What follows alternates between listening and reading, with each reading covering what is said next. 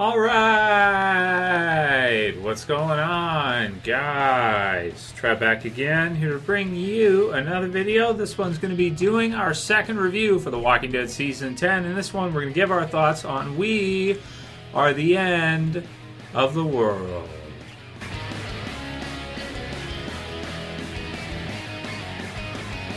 And spoiler warning, as per usual, if you guys have not seen this episode yet, for The Walking Dead Season 10. Okay, so in this week's episode, we get to sort of see the other side of things from the premiere episode, as we saw with the satellite coming crashing down.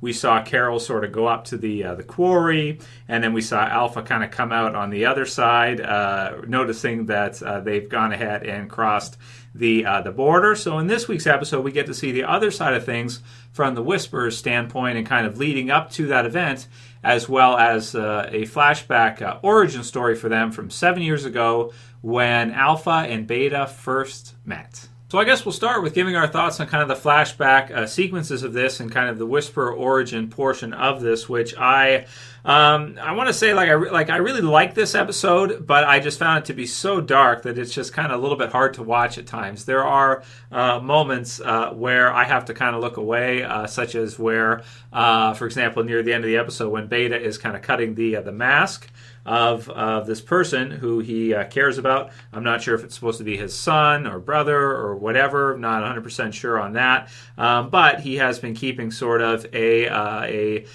zombie there, similar in fashion, I suppose, to how the governor had Penny, his daughter, and when Michonne put her down, if you guys remember that, going back to season, all the way back to season 3, something like that, except in this case, Alpha sort of accidentally kills him, and you have with the Have a Nice Day shirt on, I think, with a smiley face. And so we get to see kind of a nice kind of flow over from Alpha brutally cutting the face mask and then getting up to current time right now in a really cool transition to show him actually wearing that face mask and to show that he's kind of brought a part of this person with him. All the way up until now, because that's the mask that Beta wears all the time, is that of whoever that was that Alpha accidentally sort of killed there, and Beta did not want her to. Also, it's kind of cool to kind of see that it looks like at a part here that Beta, right after that, probably was going to kill Alpha right then and there, and that was probably going to be what it was. But because Lydia sort of came in and interrupted it, in a way, Lydia sort of inadvertently saved Alpha because, Beta at that moment was highly emotional and was charged and was going to take a swing at her most likely. But because her daughter was there, because Lydia was there and was watching it, he kind of stopped, and Beta sort of realized, like, oh my God, I can't do this in front of Alpha's daughter. This would be so brutal to do, and is able to kind of come to his senses and realize that that's not the right thing to do. And we get kind of the "We Are the End of the World," which is the title of the episode, of kind of the two of them sort of saying their words back and forth to each other. So the 7 years ago, the episode starts off with a nice wake-up call, as you have this random lady who is in a crashed vehicle as the dead are all coming towards her, and her door seems to be jammed in because of the accident. She can't open it, and so she's kind of coming out and she's screaming and everything, and she just gets brutally bitten underneath one of the cars in what I want to say, kind of makes you sort of respect or be afraid of zombies, of the dead in the Walking Dead universe. Sometimes sort of comes across as like they're sort of this kind of fun thing. They're really slow, they're slow moving, and they're not that dangerous. And it was a brutal scene to see as she's getting absolutely, devoured by a whole bunch of zombies that come through here. But in some ways, it kind of it reminds you of how scary the dead actually can be. And you also get to see it from Lydia's perspective, so it fits in nicely that Lydia starts to scream. Similarly with, for example, The Walking Dead Season 6 with Sam, who pees his pants, right? His pissing pants, where his brown pants, right? So that, and then afterwards there's the stuff with Michonne and Carl and that during No Way Out. So it's kind of similar to that, but in this case, Lydia's the one who screams. However, in this case, Alpha is able to kind of get away with her and work their way into this building, which you have Beta in, and where you get to first kind of get your, get a look at Beta, and Lydia asks Alpha if is he a monster, which she replies, we're all monsters now, right? But Beta is a monster, that's for sure. He does, especially in that too, when he's wearing the balaclava, which just covers, the whole face except for the eyes and the mouth.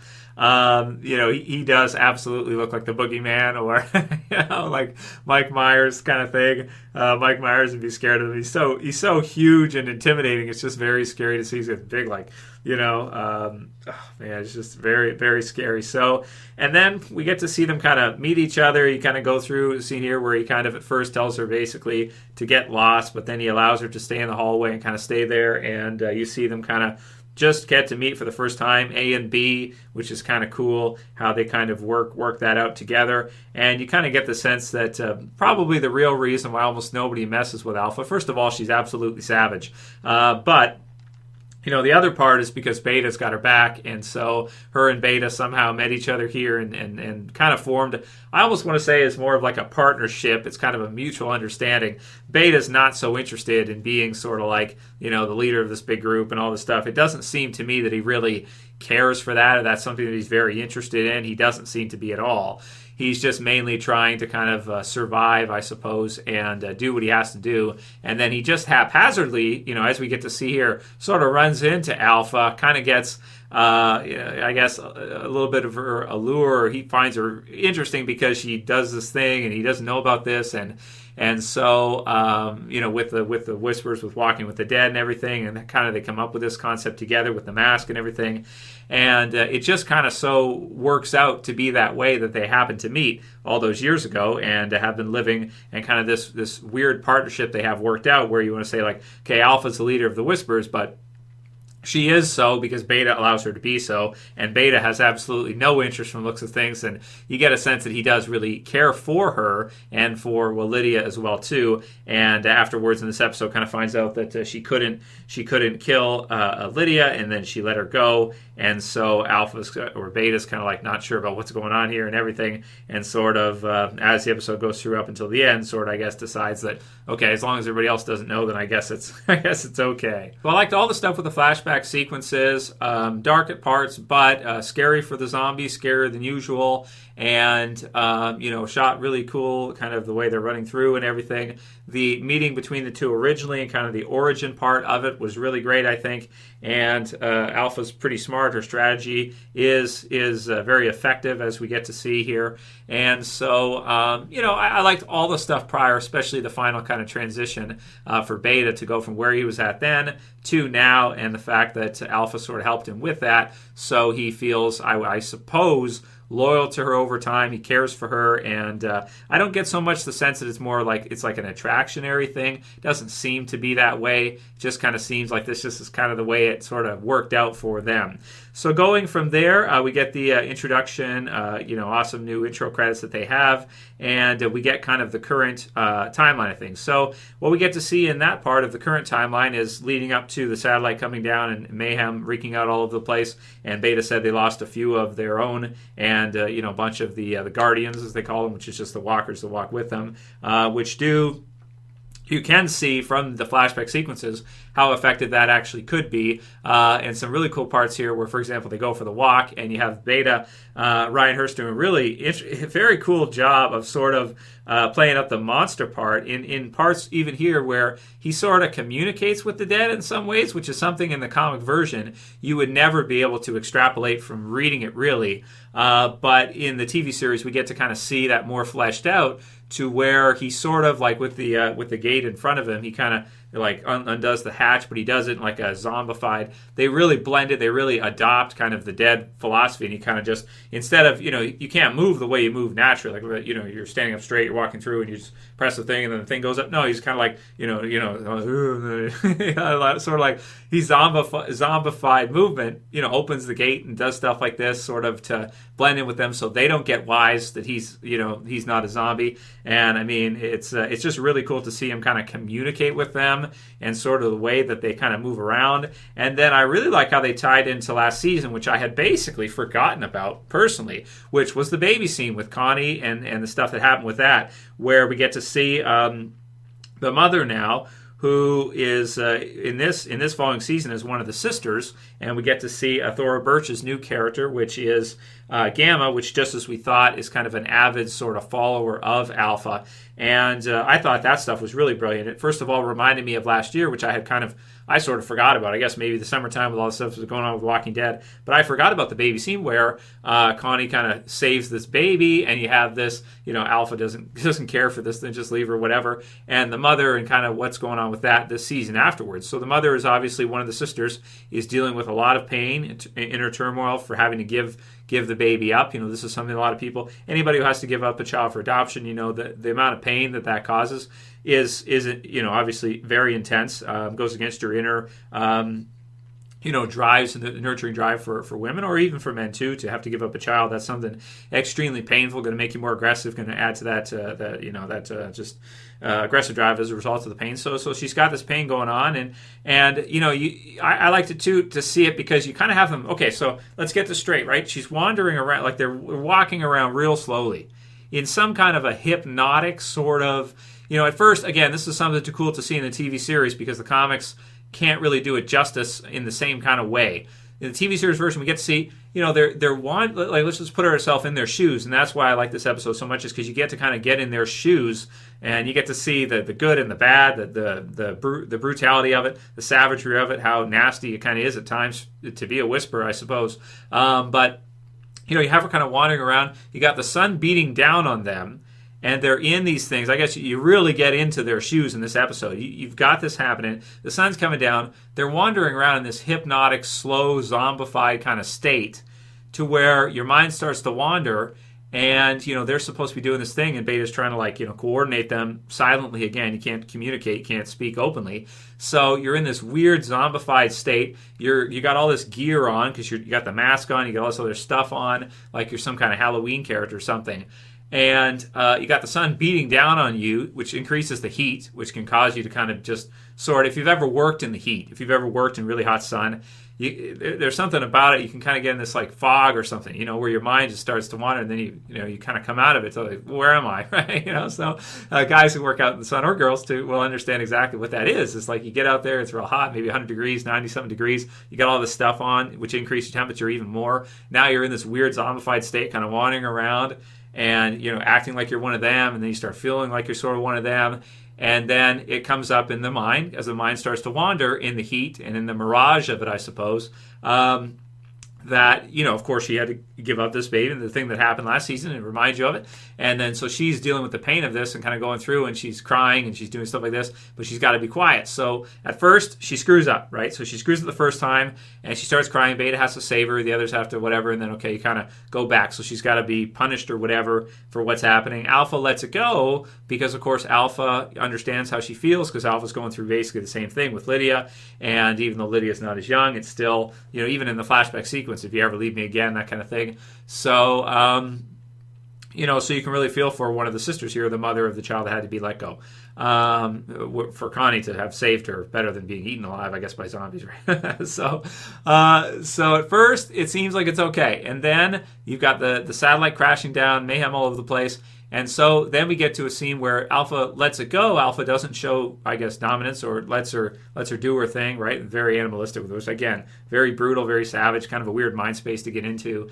And so then you have her where she basically loses control of herself because everything that's going on with her, the pain is too much. Alpha didn't kind of punish her or really do anything to her, more sympathized with her to a degree. And so given the opportunity, she attacks Alpha in the middle of the pack when all this chaos is going on, and kind of jumps her, and everything takes off her mask and jumps her, and then the walkers get wise to it, so they all come over and basically start to chow down on her.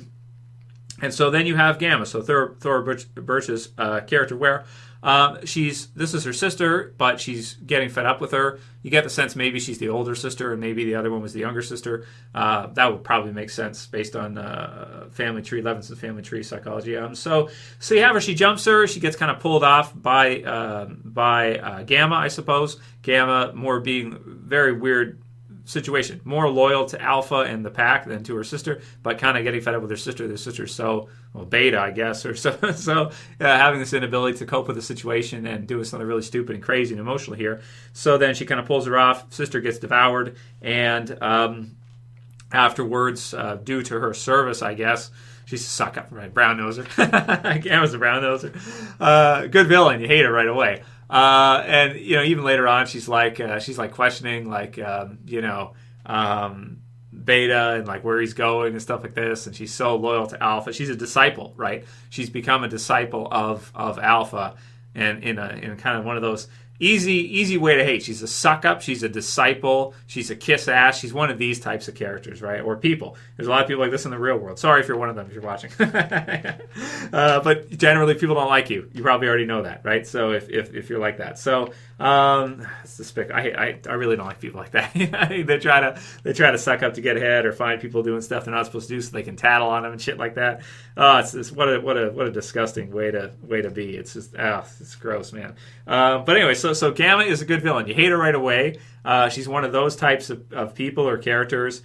She's so loyal to Alpha to a fault, and she doesn't really know that Alpha is, just a person just like anybody else, and that really Beta is sort of stuck in the middle here, kind of with all this crap going on, and he just wants everybody to sort of, survive and maybe do what they're supposed to do, and then also at the same time keep Alpha from going absolutely crazy and killing a whole bunch of people again or do whatever crazy shit he's going to do, which he kind of goes along with as well too. But at the same time, I get the sense that Beta is just kind of in the middle of all this craziness. He's a big lug. He's a scary dude. Like it when he's smashing the walkers into the wall and stuff. That was really cool.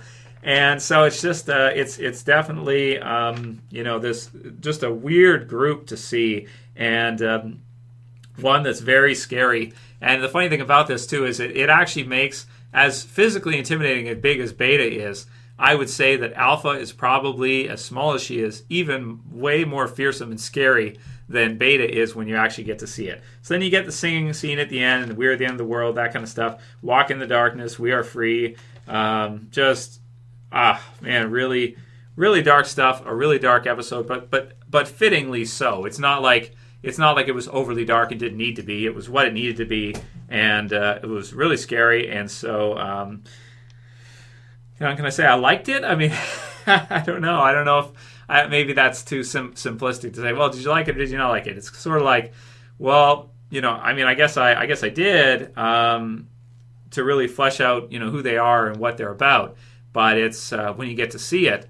Like they get to see Beta's face. We don't get to see it yet. Maybe later on. Maybe they're saving that kind of for later so we get to see what he actually looks like underneath that. He's got the gold teeth and stuff like that, Ryan Hurst. So yeah, man. I mean, is there still the crossover between that and Fear where he's like possibly a musician of some kind? Could be.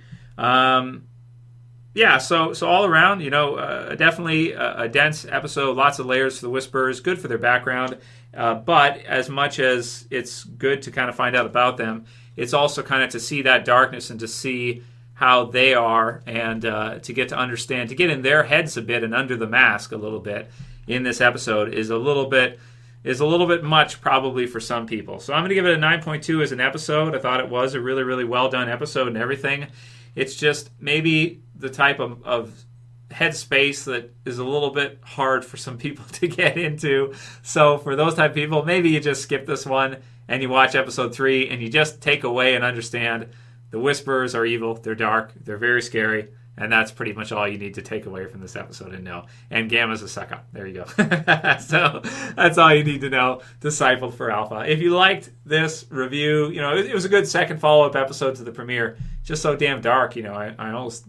It's like I appreciate getting into that headspace to understand them, but I almost at the same time don't like it because it feels so dirty to get in that mindset of how they live and how they are.